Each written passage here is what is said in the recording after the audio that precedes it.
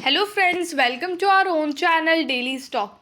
तो आज हम आपको गोदा कार्बन पे शेयर एनालिसिस बताने वाले हैं और साथ ही में आपको ये भी बताएंगे कि आपको इस शेयर में निवेश करना चाहिए या नहीं करना चाहिए। आगे बढ़ने से पहले अगर आपने हमारे चैनल को सब्सक्राइब नहीं किया हो तो आप हमारे चैनल को सब्सक्राइब ज़रूर कर दीजिएगा, साथ ही में हिट द बेल आइकन। तो सबसे पहले हम आपको कंपनी के बारे में बताएंगे कि कंपनी काम क्या करती है, उसके कॉम्पिटिटर्स कौन कौन है, शेयर प्राइस चार्ट बताएंगे, शेयर होल्डिंग पैटर्न बताएंगे एंड क्वार्टरली रिजल्ट का एनालिसिस करेंगे। लाइक क्वार्टरली वाइज कंपनी कैसा परफॉर्म कर रही है और पहले के ईयर्स में कंपनी ने कैसा परफॉर्म किया है। So let's begin. Goa carbon and insulation limited ये एंगेज्ड है, ये मैन्युफैक्चरिंग करती है इलेक्ट्रॉनिक केबल्स एंड कंडक्टर, जैसे कि insulated wire and cable which is made up of steel, copper and aluminium. मतलब जो इंसुलेटेड वायर्स होते हैं, जो केबल्स होते हैं, जो नॉर्मली यूज़ किए जाते हैं बहुत सारे इलेक्ट्रॉनिक प्रोडक्ट्स में, ठीक है, तो वो बेसिकली किससे बने हुए, स्टील, कॉपर और एल्यूमिनियम से। तो ये इन सब का जो मैन्युफैक्चरिंग है वो गोदा कार्बन करता है। मार्केट कैप देखेंगे तो 540 करोड़ का इसका मार्केट कैप है। तो करंटली ये इसका जो मार्केट कैप है लाइक एक स्मॉल कैप कंपनी है जिसका करंट प्राइस है 24.3। यहाँ पर गलत दिया हुआ है, करंटली इसका जो प्राइस है वो 16 रुपीज़ का है, ठीक है।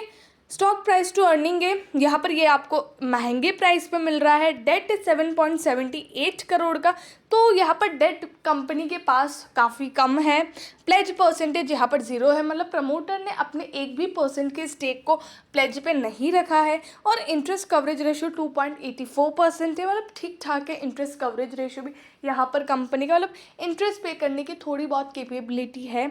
ROC कंपनी का 0.12 और ROA -1.55। करंटली जो पिछले साल का अगर हम देखेंगे 2021 का, मतलब मार्च 2021 का, तो जो कंपनी जो थी वो थोड़े से लॉस में थी, तो उस वजह से जो रिटर्न है कंपनी के वो भी इस वजह से इतना कम है और यहाँ पर नेगेटिव में भी है उस रीज़न की वजह से। अगर हम फाइनेंशियल ट्रेंड देखेंगे तो 43 करोड़ 51 मतलब 43.51 करोड़ का कंपनी ने रेवेन्यू किया था इन 2018 में। 2019 में 74.12 करोड़ का कंपनी ने रेवेन्यू किया। 2020 में 52.62 करोड़ का रेवेन्यू किया और 2021 में 33 करोड़ का रेवेन्यू किया। तो यहाँ पर कंपनी का रेवेन्यू चलो बढ़ रहा था, उसके बाद गिरने लग गया। 2020 में गिरा और 2021 में कंपनी का रेवेन्यू फिर से और भी ज़्यादा गिर गया। पर ठीक है, एक्सेप्शंस होते हैं क्योंकि उस टाइम कोरोना पीरियड भी था, तो हम ये भी मान सकते हैं कि कोरोना की वजह से यहाँ पर कंपनी का रेवेन्यू गिरा है। लेकिन अगर अभी के क्वार्टर्स में भी अगर कंपनी का रेवेन्यू गिरता हुआ नज़र आ रहा है तो ये एक नेगेटिव बात होगी। देन इसमें होगा कि फाइनेंशियल्स चलो अब कंपनी के इतने अच्छे नहीं रहे हैं, अब कंपनी के फाइनेंशियल्स गिर रहे हैं। पहले कंपनी का जो प्रॉफिट था 1 करोड़ 4 लाख का था और अभी कंपनी का जो 2020 में है वो 24 लाख का है। और कल भी एक किसी ने कमेंट किया था मेरी वीडियो पे कि वो 2000 करोड़ को वो बंदा बोल रहा है कि वो 2 करोड़ है। अरे आप पहले यहाँ पर तो देखो, यहाँ पर कंपनी की जो वैल्यू जो वैल्यूज़ होती है ना कि ये किस में है वो यहाँ पर लिखी होती है, ये करोड़ में है तो ये 74 करोड़ है, ये 52 करोड़ है। लेकिन उसमें उस कंपनी में 1000 करोड़ था, यहाँ पर all values in rupees 1000 crore. मतलब यहाँ पर अगर कोई भी वैल्यू है, अगर यहाँ पर कोई भी वैल्यू है तो वो 1004 करोड़ से मतलब उससे पता चलता है, ठीक है। तो पहले आप यहाँ पर देखिए कि वो वैल्यू किस में टर्म कर रही है, किस में बता रही है, हम आपको वही बता रहे हैं। तो आप पहले देखिए, उसके बाद कोई चीज़ पे आप कमेंट करिए, ठीक है। अब सेल्स अगर आप देखेंगे मार्च 2020 में तो 9 करोड़ 11 लाख का है। जून में अगर हम देखेंगे जिस टाइम बहुत ज़्यादा कोरोना का था उस टाइम, तो 1 करोड़ 31 लाख कंपनी ने रेवेन्यू किया है। सितंबर में 42 लाख, देन दिसंबर में 4 करोड़ 35 लाख।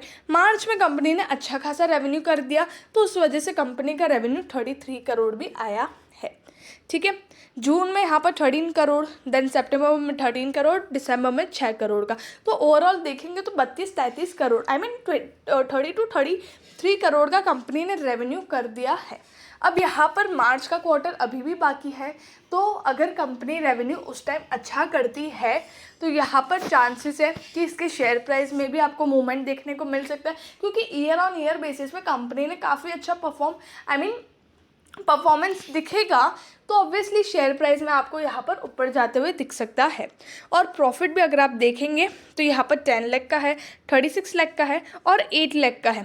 तो ओवरऑल देखेंगे तो हाल फिलहाल तो अभी करोड़ में भी नहीं है, लेकिन प्रॉफिट में आ गई है। जिस तरह से यहाँ पर 37 लाख के लॉस में है, तो 2022 के चार्ट में वो प्रॉफिट में तो आ गई है। और 2019 में जो कंपनी ने रेवेन्यू किया था उससे भी ज़्यादा प्रॉफिट कंपनी अभी 2022 में दिखेगा। तो कंपनी का प्रॉफिट भी बढ़ रहा है ईयर ऑन ईयर बेसिस पे, और रेवेन्यू भी अगर मार्च में अच्छा करती है तो काफ़ी अच्छा खासा कंपनी का जो चार्ट है, जो यहाँ पर जो आता है चार्ट, वो यहाँ पर आपका फिर से रेवेन्यू और प्रॉफिट ऊपर जाता हुआ नज़र आ सकता है।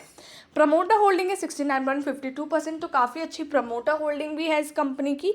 और mutual funds, DIS, foreign investors कोई भी इन्वेस्टेड नहीं है। रिटेलर्स है, रेस्ट ऑफ द स्टेक उनके पास है 30.48% का। तो सारे जो छोटे छोटे इन्वेस्टर्स हैं वो सब निवेश किए हुए हैं बाकी 30.48% में। कॉम्पिटिटर्स अगर हम देखेंगे तो पॉलीकैब इंडिया है, KEI इंडस्ट्रीज़ है, फिनोलेक्स केबल है, यूनिवर्सल केबल है, गोदा कार्बन है, Hind urban infra and dynamic cable है। सब में से देखेंगे तो गोदा कार्बन 5th नंबर पर आ रही है, क्योंकि इसका मार्केट कैप 539 करोड़ का मार्केट कैप से ये रैंकिंग दी जाती है। अगर हम देखेंगे गोदा कार्बन तो उसका सेल्स अगर हम देखें क्वार्टरली वाइज तो काफ़ी कम है। यहाँ पर प्रॉफिटेबिलिटी भी काफ़ी कम है, लेकिन प्रॉफिट वेरिएंस अगर हम देखेंगे क्वार्टरली वाइज तो इतना परसेंट वो इंक्रीज़ हुआ है। सेल्स वाइज अगर हम देखेंगे सेल्स तो यहाँ पर 44.37% की इंक्रीमेंट है।